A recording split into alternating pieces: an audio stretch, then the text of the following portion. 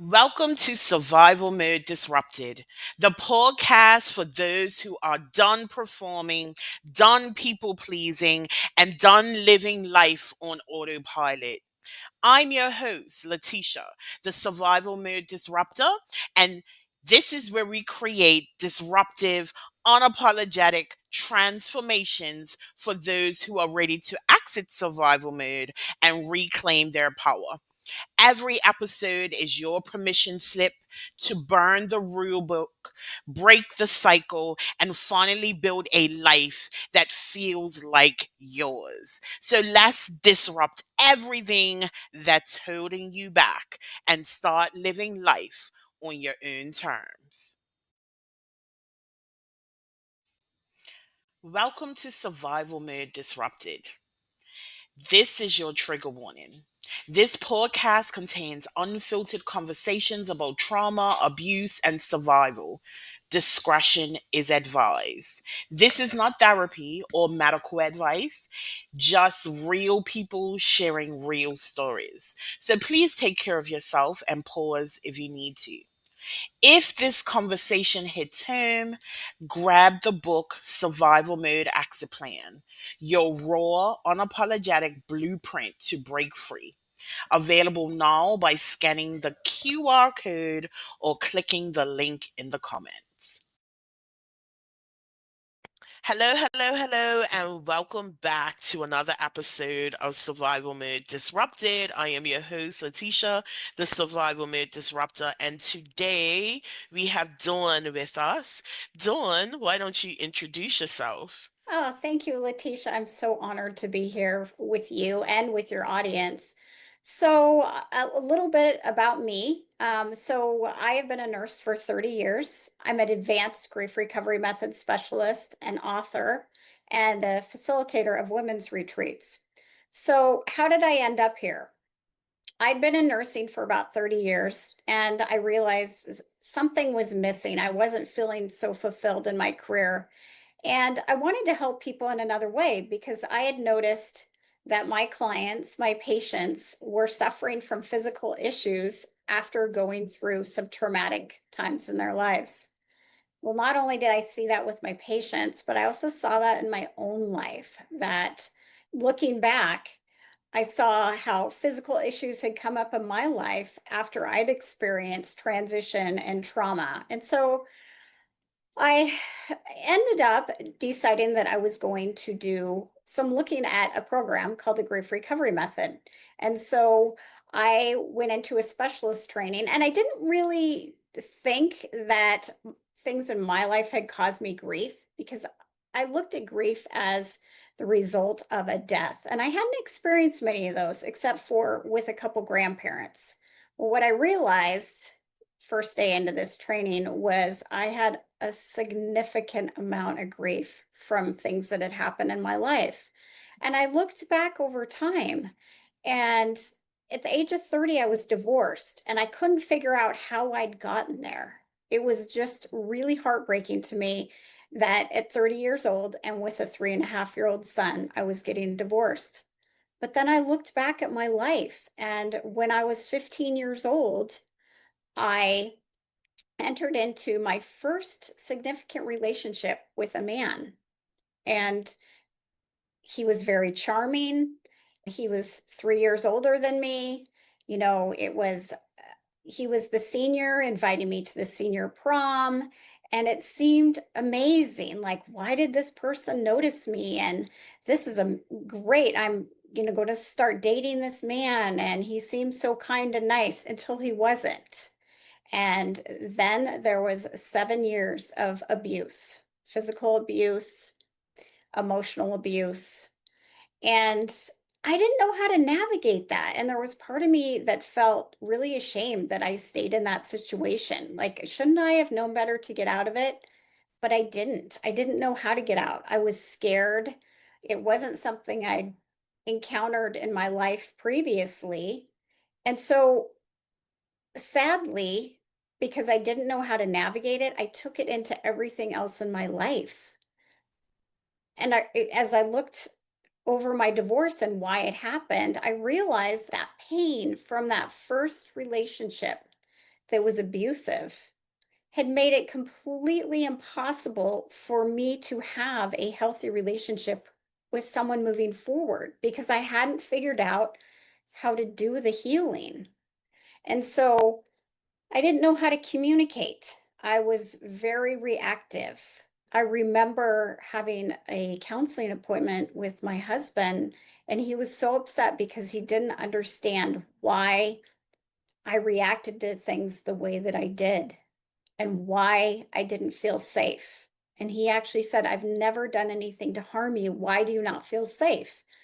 Well, it's because I didn't feel safe in my own body because in that previous relationship, I had learned that I had to constantly monitor everything around me. I couldn't just relax.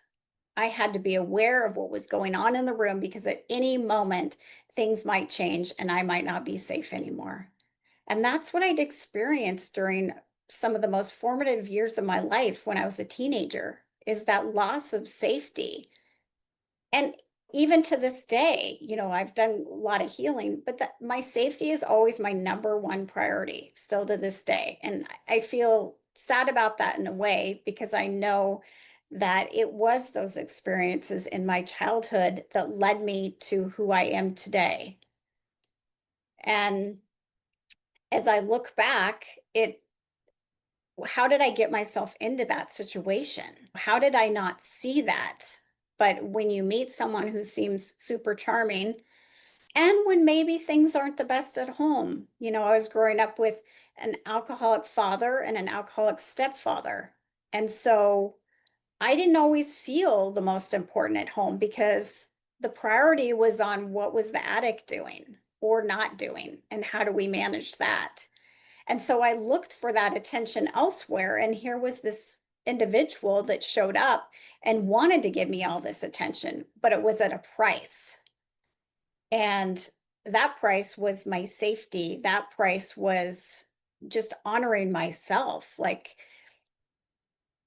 And I didn't know how to move through that. And so I just stayed and kept thinking that things were going to get better, but they never did get better. And I noticed over time, the more that I was unwilling to meet his demands or requests, the worse that the abuse got. And I was so wrapped up in all of it that I didn't know anything different. That was normal to me. So it took me meeting my future husband to actually leave that abusive relationship. And I remember at the time when I finally told him I'm done, enough is enough, he showed up at my parents' house and was banging on the back sliding glass door trying to get in. And my stepdad came home and told him to get out of there. But I was standing there thinking, he's going to kill me. That's how unsafe I felt. And so stepping into a new relationship and then a marriage, I didn't have that foundation. It was gone. I was trying to navigate something that felt abnormal because what was normal to me was chaos. And when I didn't have chaos, I'm really sad to say this, but I can now admit I created it because that was what helped me feel better, or so I thought. My nervous system was constantly on, it never relaxed. And it wasn't until later in my life that I was able to realize how horrible it feels to be in constant chaos. It's exhausting, not only emotionally, but physically. And it started leading to some health issues for me that no one could really figure out what was wrong. I just didn't feel good, but there was no diagnosis for any of it. It was just all this stored trauma in my body that I didn't know how to release. You've mentioned so much here, and we're going to cycle back to, you recognizing that you had a lot of grief in your life through your certifications and further education. But you said so much as someone who also my abuse started in my teenage years, still very formative, right? I relate very heavily to the hypervigilance, the craving of chaos, right? Hmm. Because I learned very early on that, I mean, it became my norm very early on. And my abusive relationship lasted 8 years. So for 8 years, well, the very beginning, like you said, Prince Charming, like, wow, Hmm. and then you also mentioned how, having toxic environments at home almost pushes you into those relationships. It's because it's almost like the lesser of two evils. It's almost like I know this isn't the best environment, but it's Right. slightly better for me than this one over here. And then having years of hypervigilance.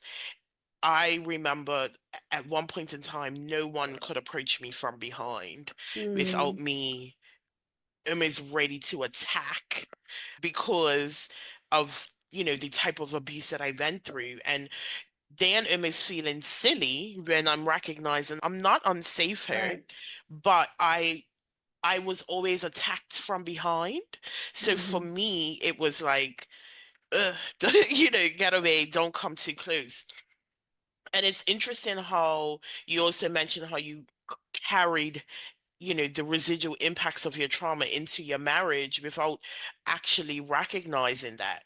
What would Hmm. you say as you examined the divorce at 30 with a 3-year old, 3.5-year-old? What would you say were the things that you had to unlearn and relearn coming out of that marriage? So when we first got divorced, I was completely blaming him. You decided to leave. You didn't want to be married anymore. And I didn't take much ownership. And I didn't really know how to take ownership. I wasn't at the point that I wanted to look at my stuff. And so I had to start unlearning the behaviors of blaming someone else for actions because I had blamed my abuser for the way he treated me, but I hadn't taken any responsibility for the fact that I hadn't chosen to do any healing. I just moved forward. And I think even when we're victimized, we can have that 1% responsibility of we are choosing to not heal. And it's really hard to heal. As any person that's listening to this knows, when you're victimized, it's really hard. It's hard to figure out how the best tools to help you heal. It's hard to think about those things that have happened to you. It's not an easy road, but I needed to start learning that I did have a little responsibility. And I also had a responsibility that I let this affect my marriage. And sadly, I mean, I was with a very safe person, but I didn't feel safe. And that didn't have anything to do with him. That had to do with me. He never harmed me. And so I had to learn that there were safe people moving forward, but I first had to feel safe at home, meaning in myself, not in a physical environment, but inside of me, if that makes And sense. that makes a lot of sense to me, but I'm gonna ask you to clarify that for the listeners. What had to change in order for you to feel safe at home with self? I had to do a lot of my own work between counseling and then my grief recovery work, which is really the thing that shifted, my a lot of my beliefs and my feelings of not being safe. That really helped me shift some of those because I was viewing the world with a really dark lens and I wasn't able to see anything rose colored. It was everyone was out to get me, everyone else was at fault, and I didn't see that I had anything to do with that situation. It was somebody else doing it to me. It and that's, that awareness right there, shifting it so that you can take ownership, then allows you to change, to heal, to Mhm. grow, to move forward, right? I Yeah. think I've spoken about this. The biggest shift for me was when I had a coach and she called out that I was giving my power away Hmm. by settling into the identity that I'm a victim. And Hmm. at first, when she said it, I was really angry at the statement and how she said it to me, right? But as I processed it more, it was that in order for me to move forward, I have to take ownership of me. And it's not saying that someone else's actions didn't impact me, but Hmm. it's taking ownership again, like you said, on my healing, on the narratives that I was holding about my circumstances, about the narratives I was holding about myself. Hmm. And the listeners have heard me say this. I believe that there are three phases that we go through in order to exit survival mode. The first one is self-awareness. We Hmm. cannot change what we cannot see. The second is reprogramming. We have to change the narratives that we're holding on to. And then the third one is reinvention. And that Hmm. reinvention to me is letting go of the victim armor that I carried for Yeah. so long, right? Hmm. I believe that our society celebrate surviving, but Hmm. we aren't readily given the tools to take it beyond survival. I always say, Yeah. like, survival is not the final destination, No. thriving is. But Yes. a lot of us aren't don't recognize that we are stuck in survival, and then Hmm. it shows up in our relationships. It often shows up in work. It shows up in almost every area of our lives until we can take radical ownership, so that we can move forward.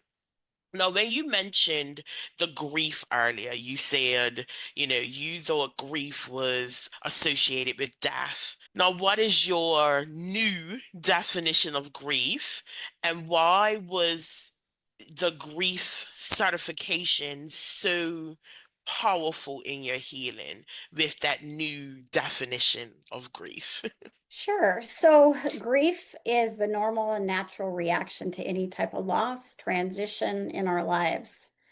But I think that as society, oftentimes we look at it as it's related to death. Someone's died, so we're grieving. And it's many times the elephant in the room. We people don't like to talk about grief.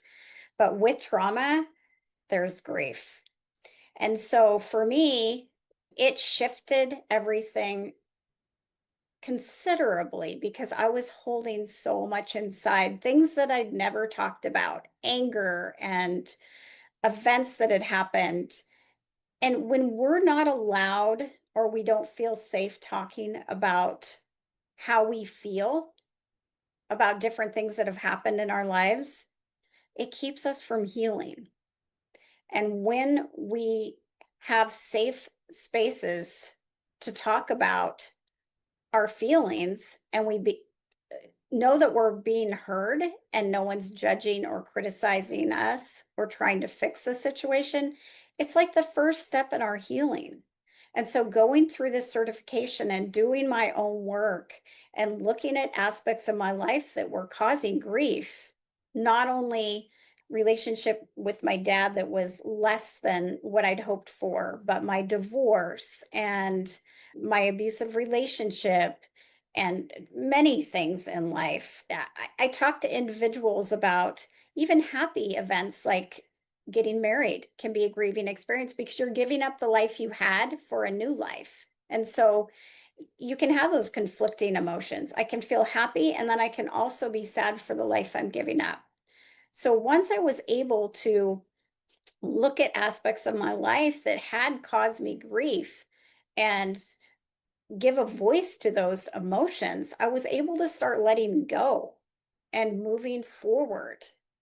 But before then, I'd been to counseling for like 10 years and I'd been talking about the same thing over and over and over and over and over again, but there were no real tools to help me move forward.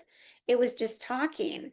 And so while the talking was slightly helpful, it wasn't getting me over that hump to the other side, to feeling empowered, to thriving again, and being able to let go of some of that pain and that anger so that I could find the joy again in my life. So it really was the work that I did and the work that I now help other people with that Mhm.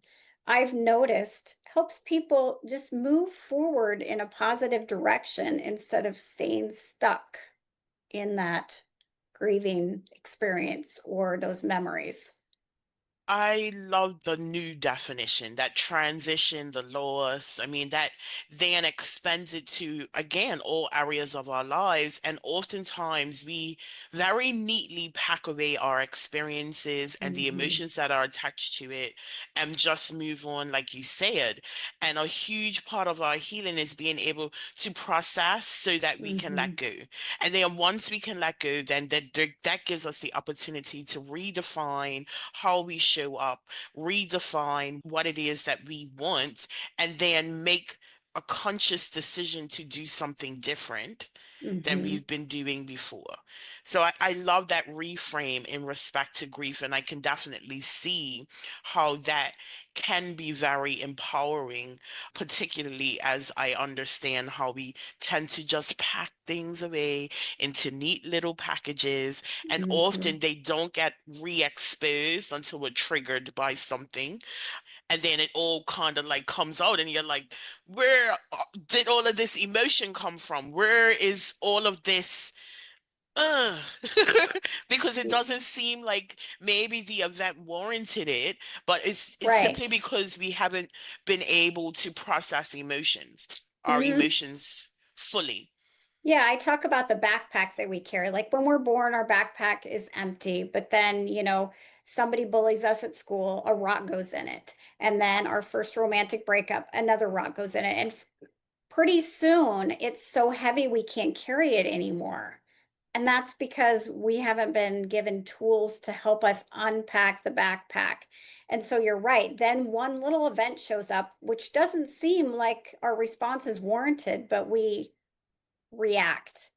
And we're thinking, why am I reacting like this? This is kind of minor in my life. Well, it's because it's bringing up all those past hurts that are still in the backpack. Absolutely. So, how do you now work with clients? Do So, you work with trauma? Like, what type of clients do you work with? So I work with anybody who is finding themselves kind of stuck in life, not feeling fulfilled, has gone through recent or, you know, a long time ago, some type of transition or grieving event and just feels like they're not experiencing joy like they would like to because they're stuck. They feel sad, they feel angry. And so I do my work virtually, which is nice because I can work with people all over the world.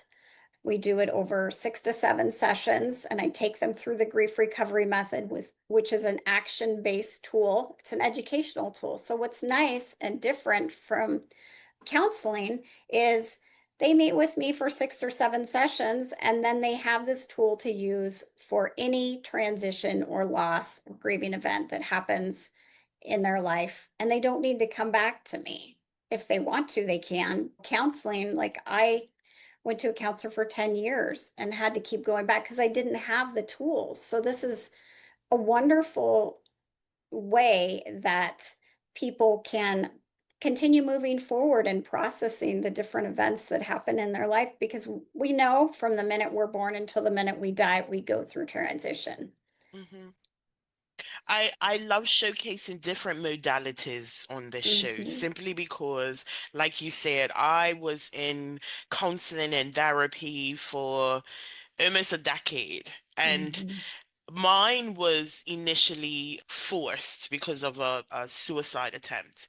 Mhm. Um, so I knew I had to show up twice a week. I knew I had to Right. discuss what was going on, and I learned how the sessions flowed, and I knew how to give the very bare minimum just to get Mhm. through the process.